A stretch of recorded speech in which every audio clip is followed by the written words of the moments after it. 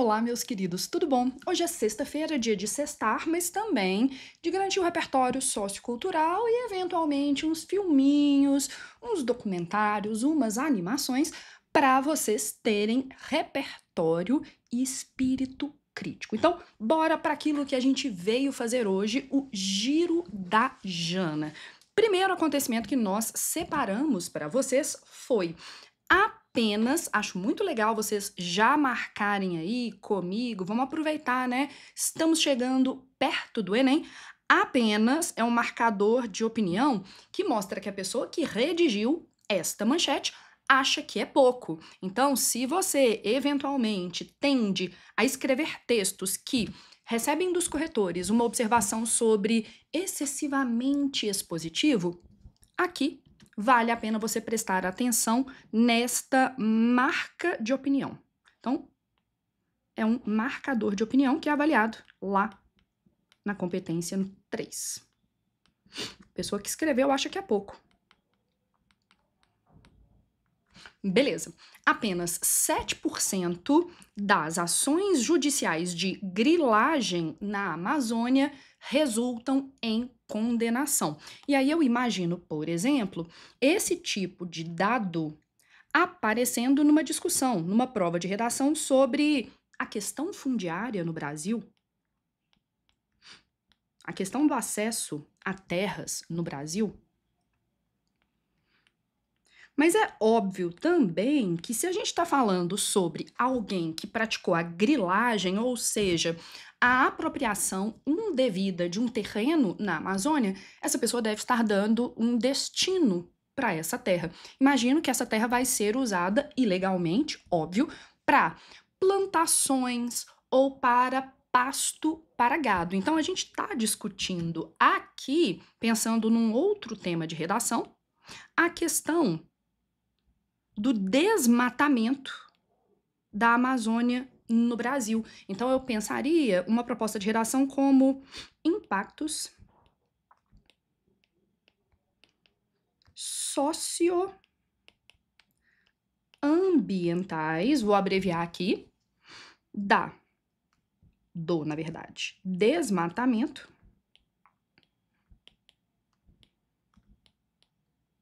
da Amazônia. E aí, o que vocês acham? Esse poderia ser um tema? Observem que eu fiz um detalhezinho aqui. Eu estou falando dos impactos não só ambientais, que seria essa abordagem mais ligada ao eixo temático de meio ambiente e sustentabilidade, mas eu falei de impactos socioambientais. Como é que a população local, ou até mesmo regional, ou mesmo nacional, é afetada por essa questão do desmatamento na Amazônia. E aí, gente, eu vou lembrar vocês, ou apresentar para vocês, um tema que já apareceu no Enem, se não me engano é o Enem 2008. Lá em 2008, o Enem ainda não era uma prova com a importância que tem hoje. A gente teve como um tema de redação a questão do ciclo hidrológico da Amazônia. Eu tô aqui na câmera da mãozinha, já apareceu. Gente, procurem para mim no Deus Google. Já apareceu o ciclo hidrológico da Amazônia. E eu acho que o ciclo hidrológico da Amazônia é um tema interessante e neste tema que eu montei para vocês hoje, os impactos socioambientais do desmatamento na Amazônia, um dos argumentos poderia ser a alteração do ciclo hidrológico da Amazônia. Vamos lembrar o que esse hidrológico aqui significa. O ciclo da água.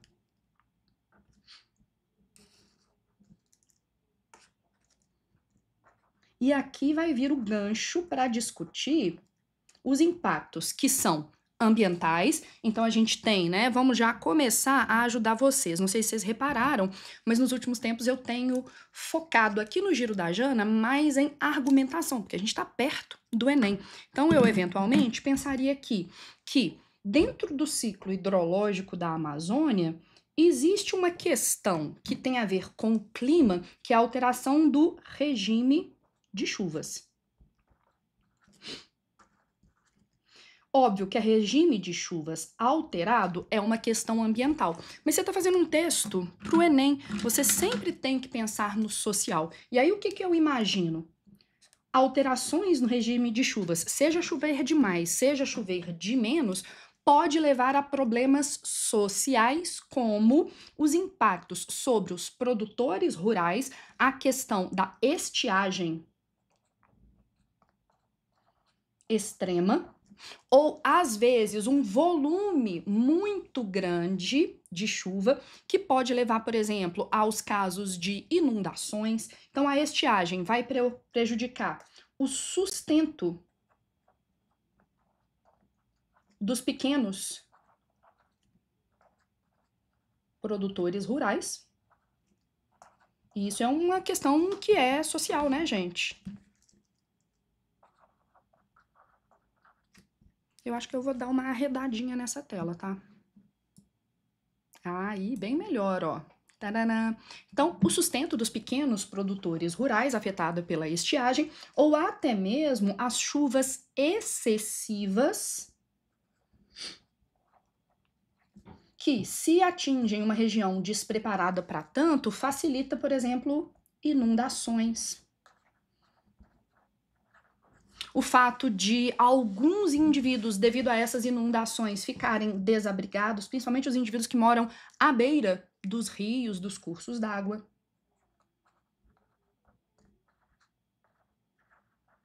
E, eventualmente, a gente pode falar de mortes, entre outras coisas. Ou seja, eu acho que quando a gente está discutindo o quanto a questão fundiária, que tem um impacto sobre a preservação ambiental, pode ser problematizada, eu imagino, por exemplo, a gente pensar num conceito, e aí eu tô dando o repertório sociocultural, que é o conceito de prontos. A gente faz um favor pra mim, repara lá pra mim, vai lá no Google e coloca aqui pra mim nos comentários em qual ano o ciclo hidrológico da Amazônia apareceu. Então responde aqui pra mim embaixo nos comentários. Foi no Enem qual ano? Põe aqui embaixo pra mim nos comentários. E aí, em troca da gentileza de você responder em qual ano caiu esse tema no Enem, eu te dou de presente um repertório, né, que é a ideia de sociedade de risco. Então, é um repertório que vem lá da filosofia. A sociedade de risco do nosso querido Ulrich Beck. O Ulrich Beck vai falar que a gente vive numa sociedade de risco em que, devido à evolução tecnológica, e essa evolução tecnológica traz ameaças, traz prejuízos, nós vivemos numa sociedade que ele chama de risco, porque somos o tempo todo ameaçados pelos desdobramentos dos nossos avanços técnico-científicos. E a gente pode considerar, sim, a agricultura e a pecuária são desenvolvimentos tecnológicos, é uma tecnologia, é um modo de fazer alguma coisa. Então, ó, te dei o primeiro repertório, acho que vale a pena dar uma olhada, e temos também, óbvio, o tema que já apareceu no Enem e que você vai me responder aqui embaixo nos comentários em qual foi o ano. Porque eu vou ser muito sincera, eu fiquei com preguiça de olhar qual foi o ano. Lembrando sempre que isto que você tem aqui é uma amostra do que vai aparecer nos nossos cursos. Neste instante, nós temos alguns cursos de matrícula aberta. Você não pode perder.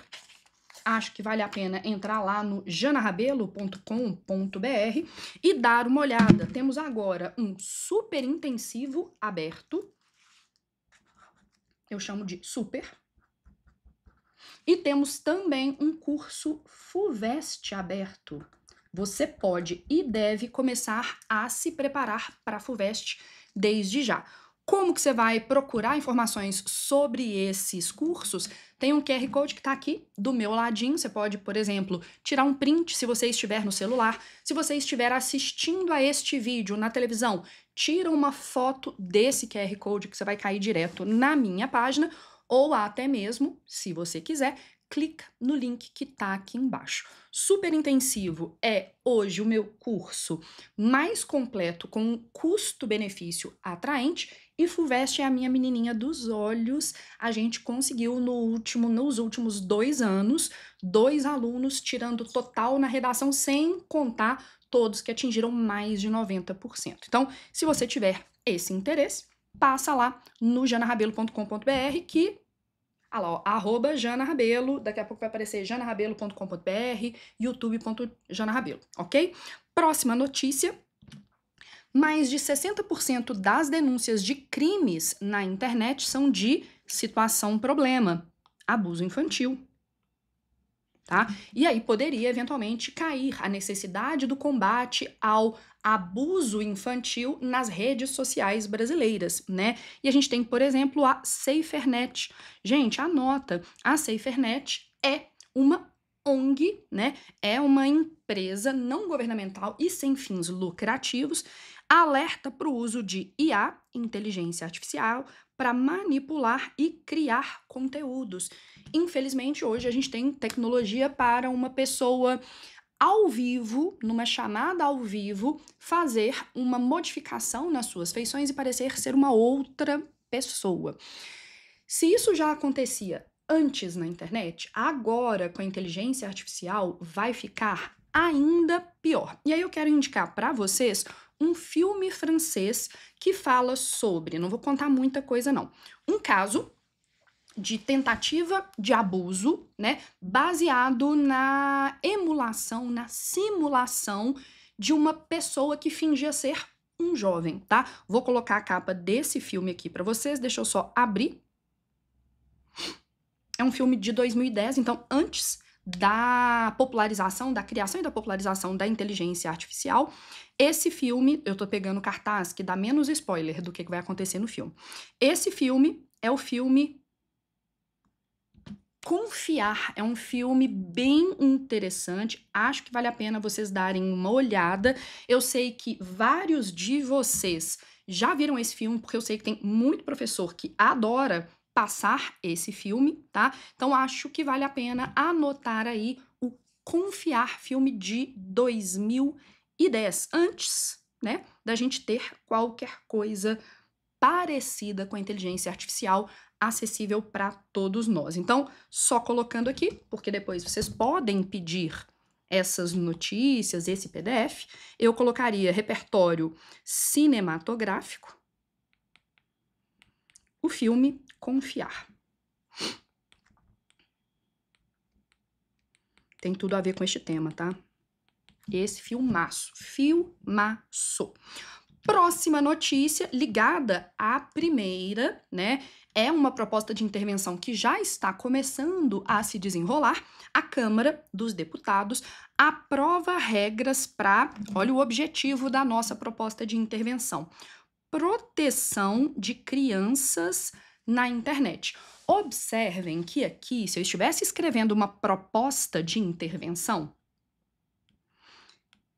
proteção de crianças na internet é o objetivo dessa proposta, tá? PL da adultização, que foi o apelido dado a esse projeto de lei, estabelece diretrizes, ou seja, os limites. Você pode aproveitar aqui essa estrutura para fazer, por exemplo, o detalhamento da sua proposta de intervenção. Os limites, os direitos,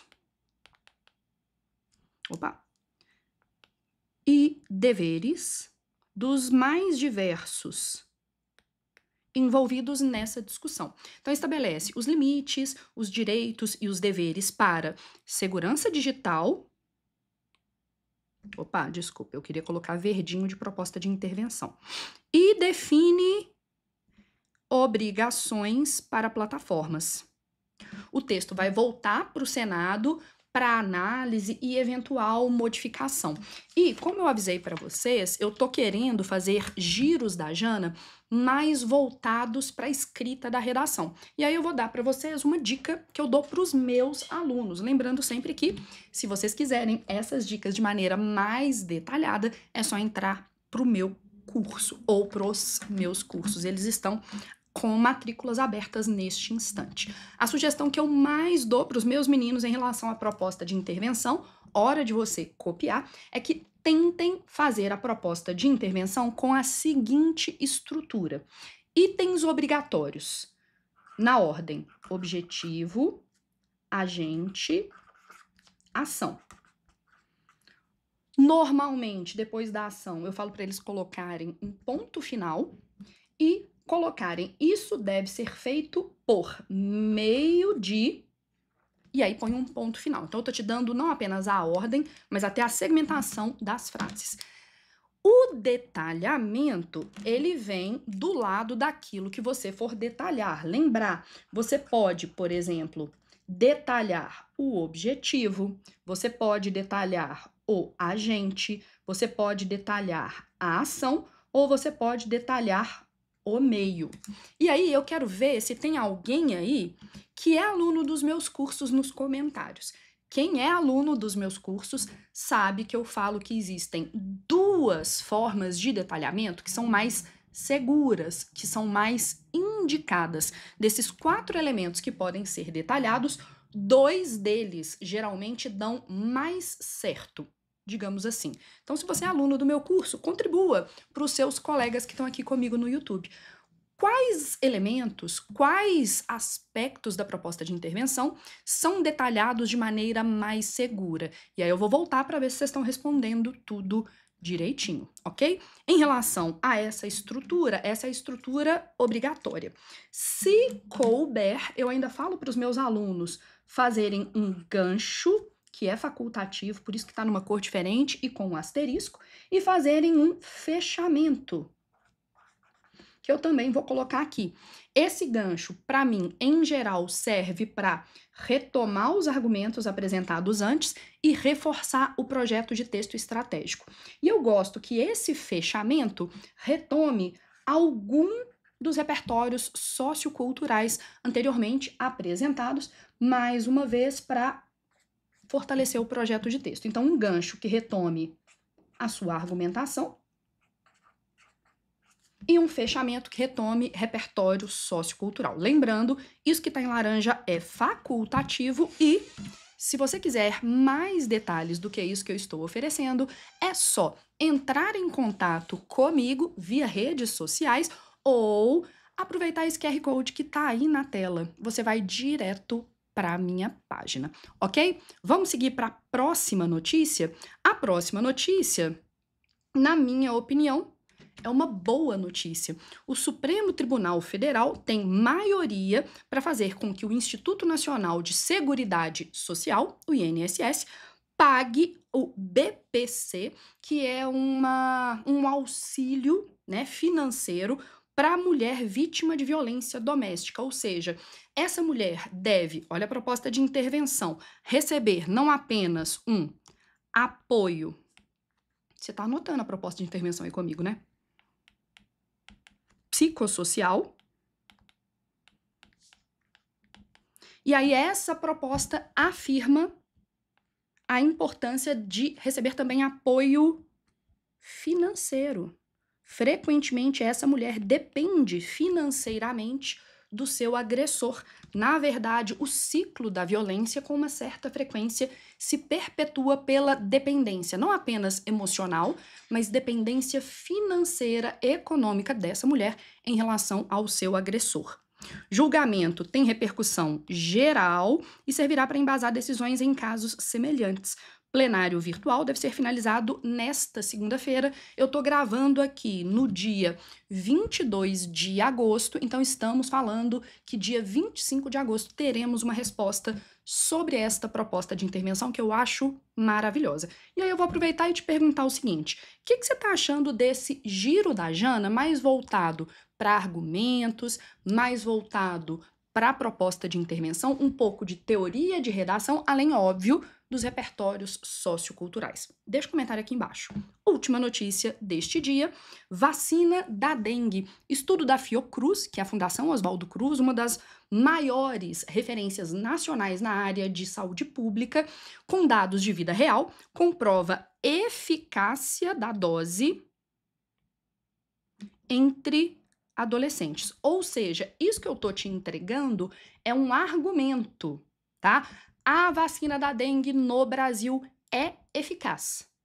Sempre que você colocar no seu texto um argumento, né, um dado numérico, você precisa da fonte. Neste caso, Fiocruz, Fundação Oswaldo Cruz. Vamos ver o resto da notícia. Trabalho é o primeiro a analisar informações da campanha de imunização do Brasil e mostrou que apenas uma dose dessa nova vacina contra a dengue já reduz pela metade o risco da doença. Jana, mas como que eventualmente isso poderia ser útil para mim lá na hora da prova do Enem? Vamos imaginar, por exemplo, se caísse um tema como a ascensão do movimento, eu vou abreviar movimento, tá? Antivacina no Brasil. E aí você poderia, eventualmente, usar esse dado como uma base da sua contra-argumentação. Janaína, mas o que é isso de contra-argumentação? É uma estratégia argumentativa bem sofisticada e que tende a aumentar a sua nota na competência 3, em que se baseia a ideia de contra-argumentação. Eu colocaria aqui um dos principais argumentos do movimento antivacina no Brasil, ou seja, o argumento inicial, é que as vacinas não funcionam e, eventualmente, até adoecem as pessoas. Pois é, esse é o absurdo. E aí você vai apresentar esse argumento, por exemplo, vacinar não funciona, não serve para nada, na verdade vai adoecer as pessoas, e você não vai se limitar a falar o que o movimento antivacina faz. Você já vai aproveitar e derrubar logo depois esse argumento. Isso é a estratégia de contra-argumentação. Não, na verdade, o meu argumento de autoridade é a Fiocruz. Não, esse pessoal tá errado. Na verdade, as vacinas, a exemplo da vacina da dengue, tem eficácia comprovada cientificamente. Então, a vacina da dengue, e pode-se tomar a vacina da dengue como um exemplo para todas as outras vacinas, é comprovadamente eficaz. Ok? Bom, então te dei tema, te dei repertório, te dei argumento, te dei até mesmo estratégia argumentativa. E aí eu quero que você me responda. O que você achou desse... Não vou falar que é um novo formato, mas uma nova abordagem do Giro da Jana, agora que a gente está a... Ai, não acredito nem que eu vou falar isso. 2 meses, basicamente, da prova do Enem. Manda aqui embaixo seus comentários e se você tem vontade de participar dos meus cursos, aproveita esse QR Code que tá aqui do lado ou o link que tá aqui embaixo. Mais uma vez, a gente tem vaga no Super Intensivo e também na FUVEST. Meus queridos, um beijo para todos vocês. A gente se vê num próximo vídeo por aqui. Até mais!